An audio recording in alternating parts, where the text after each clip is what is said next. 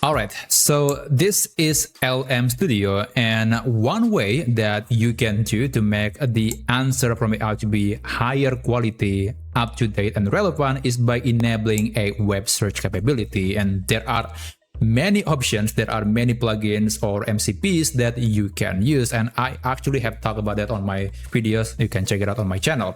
But with this feature, we can now get a more up-to-date information, and it also might reduce the likelihood of hallucination from AI. But just because you have enabled a web search feature on LM Studio doesn't mean that the answer from AI is going to be higher quality or accurate or relevant, because there's a good chance it won't. One example is this chat that I have on the platform. I just asked a simple question about the status of the Artemis 2 mission right now. Now, in case you're not in the loop, the mission has concluded. All the 4 astronauts have splashed down to the Pacific Ocean, and the mission is finished. So that's the current state of the mission. But when I asked a simple question like that to this Gemma 4 model in LM Studio with DuckDuckGo as the search engine, and it is also able to visit a website, but unfortunately, I'm getting this answer. It doesn't tell me about the status of the mission. It just tells me to just navigate to the NASA's websites and then see it myself. That's the job for AI, and somehow it just tells me to do it for it. So that's just kind of strange.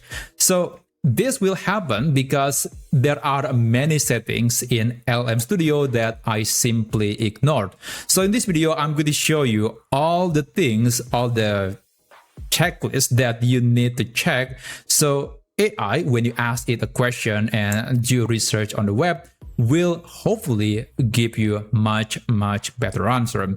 So step number 1, I highly recommend to use a slightly bigger model. Now this one is very subjective because it depends on the kind of hardware that you have, but my recommendation is at least try to use a model with 4 billion parameters. Now, if you have the video memory or basically the hardware that lets you use 12 billion or even 20 billion, then go for it. But for most people, given that I think the average video memory for most people is, I think, between 6 to 8 gigabytes, I think 4 billion parameters is the higher end, and that's close to the limit. But that also the kind of model that's, I would say, quite sufficient when it comes to using a tool and also conducting a research on the internet and synthesizing new information. That's usually the level of model that you want to have.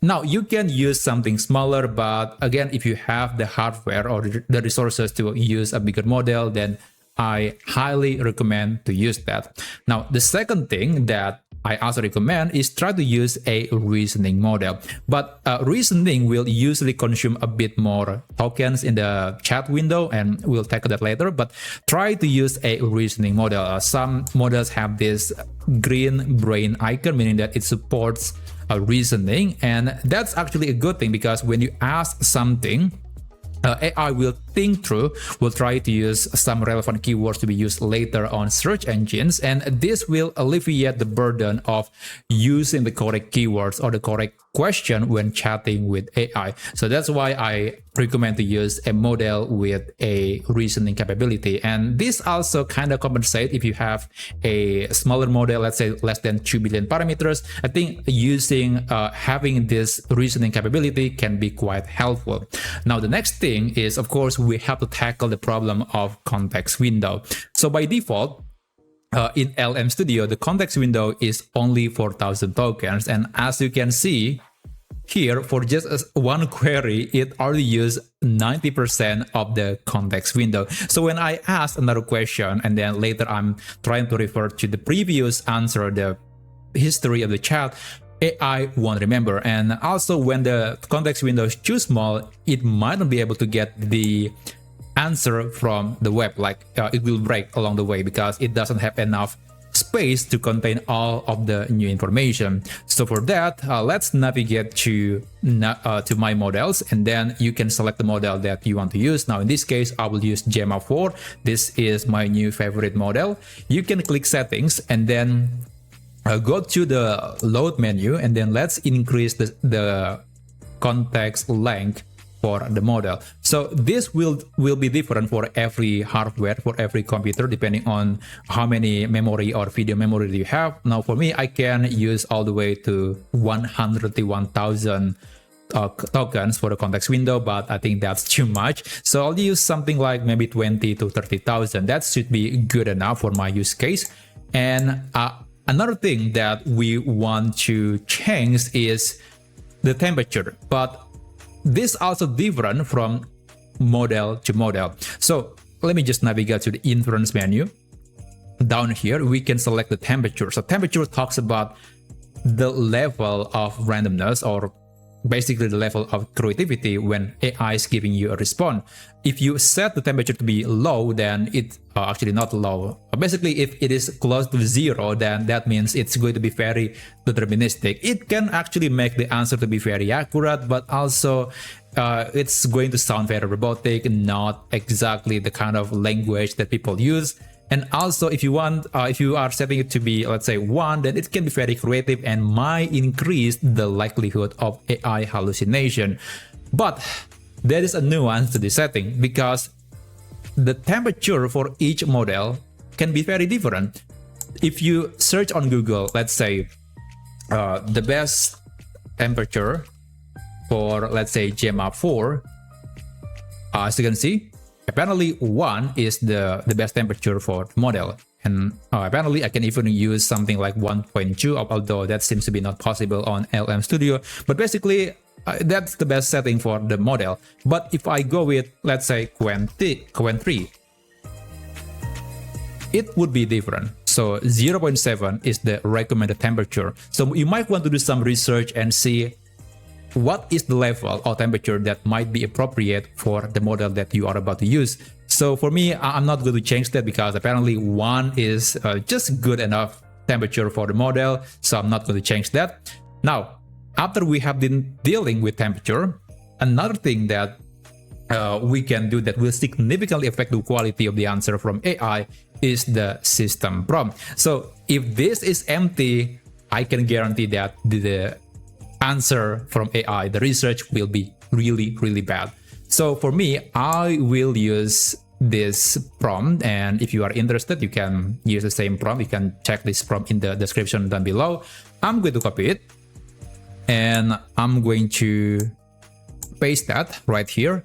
So this is my system prompt. Feel free to modify it. By default, it will use at least 3 searches. It will reiterate the search multiple times because we want to check the current date. So it will ensure that we're getting the latest information, and also it will do a few more researches based on different keywords or ideas. That's why it will perform multiple searches in one go.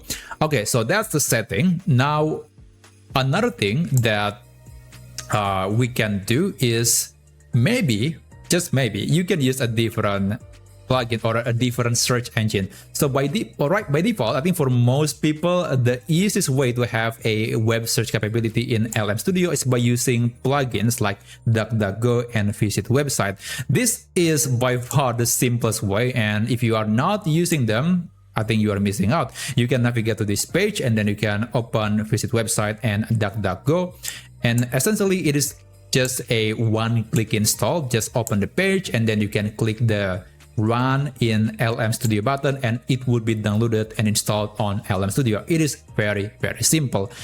But from my experience, it's also not the best when it comes to giving me an answer or a search result. So I actually have made a video on how you can use a different search engine like SearXNG, which essentially aggregates the search results from the likes of Google, Bing, DuckDuckGo, Yahoo, and many others. So the quality will be higher. We're not stuck with one single search engine. We can use multiple search engines. Now that needs a bit more setup, and I actually have made a video on how you can install that on LM Studio. You can check that on my channel. So after that, I will go back to LM Studio, and well, I guess we can do some testing. I'm going to eject the model, and I'm going to start. Let me just copy this first, and I'm going to start a new chat. I will paste the message, load the model, and on the sidebar, you want to make sure that you are now using the new settings, like maybe new system prompt, new temperature, and also the context length of the chat.